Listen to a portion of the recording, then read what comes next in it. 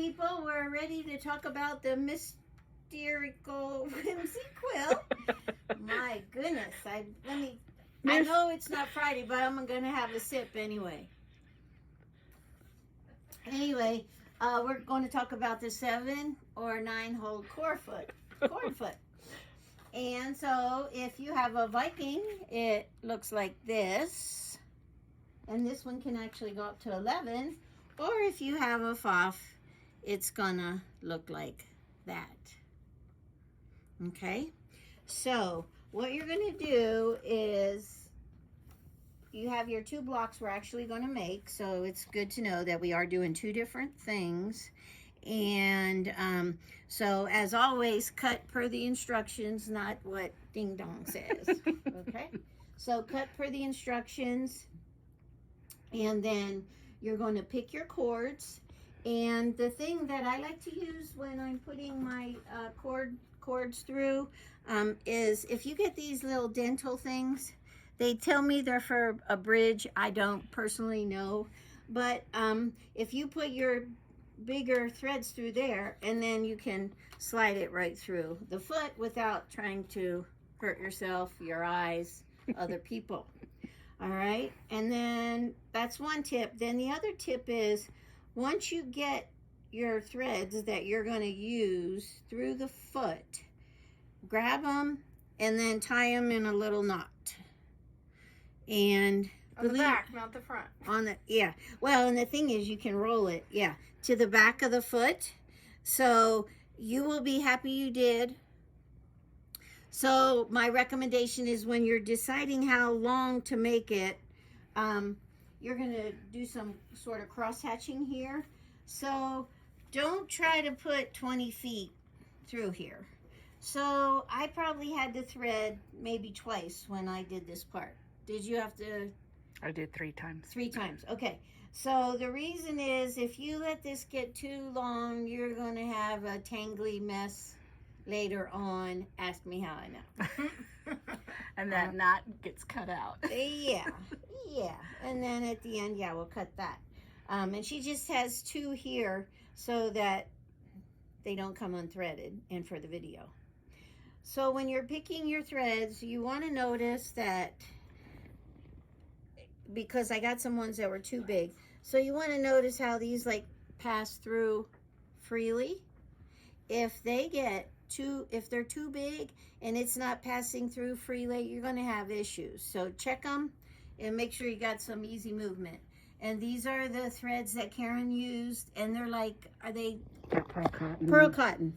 All right, and you'll find them the same place you'd find your DMC thread. Or metallic floss also works. And the metallic floss.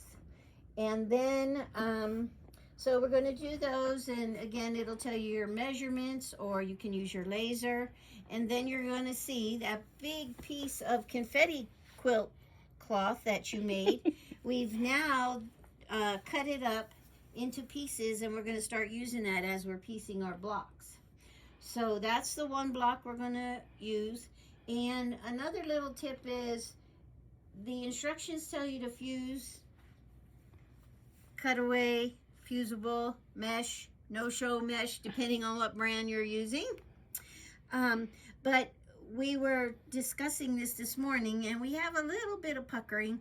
So I would recommend, after you do that and before you start sewing, put a piece of cutaway under there, and that'll give you a little more support.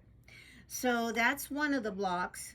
Then the other block we're going to do is the one where you kind of do the random quilting, and I want to show you that. And we will go up in the machine first in a little bit. But we're going to do this one here. So same thing, but we're just kind of wiggly woggly around. That's what this piece is right here. That's what that piece is, and you notice there's not anything on it yet. All right, so again, learn from my mistakes or being the first one to do it. Then that big piece is going to get cut up into 2 sections. So when I did that, I don't have enough gobbledygook all over here, if you ask me. So if you want to, when you start doing that piece, if you want to do a really light line so you know what part's going to get cut, Because see how I don't have hardly anything in this section? Mhm.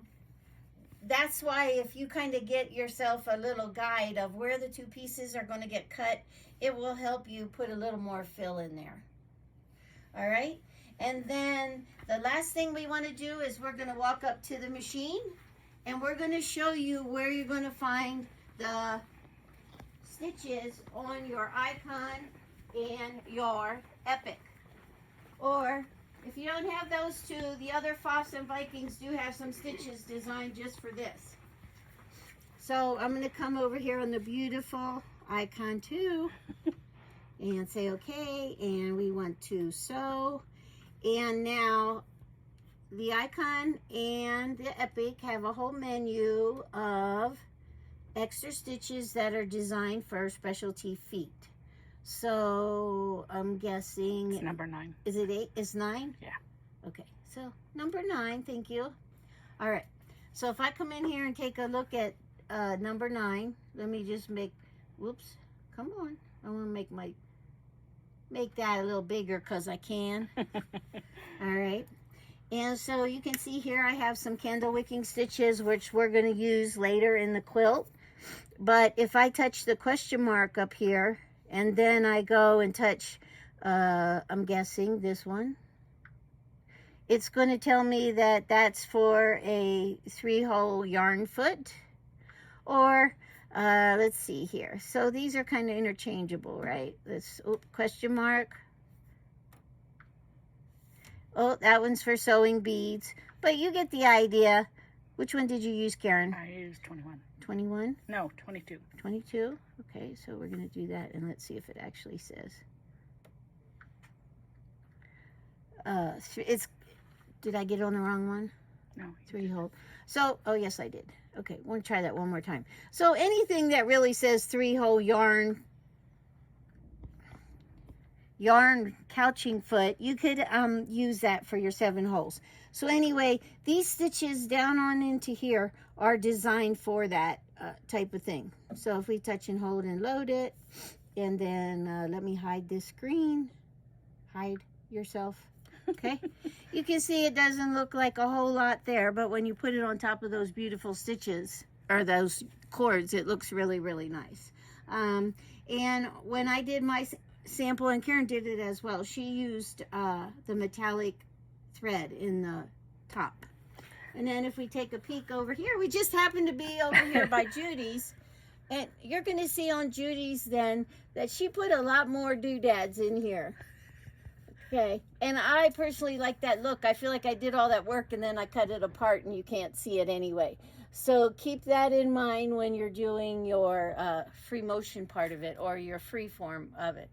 And then let's just quick go over here to the Epic 2, because I know some of you are doing the class on the Epic. All right, we're going to go to sewing on the Epic 2, and then we're going to go start new, and then we're going to scroll through our stitches here on the Epic 2, and we're going to go to, what menu is it on this one? I'm guessing it's the P menu. All right, and again, you're going to see some candle wicking stitches, and then down in here, you're going to start to see some things that would be good for the yarn, or the, it's coming up as a 3-hole yarn, but that anything that comes up like that is good. And there you have it. That's what we're going to be doing. So I'll see you in class. If you work on your own, don't forget your stabilizer. Ciao.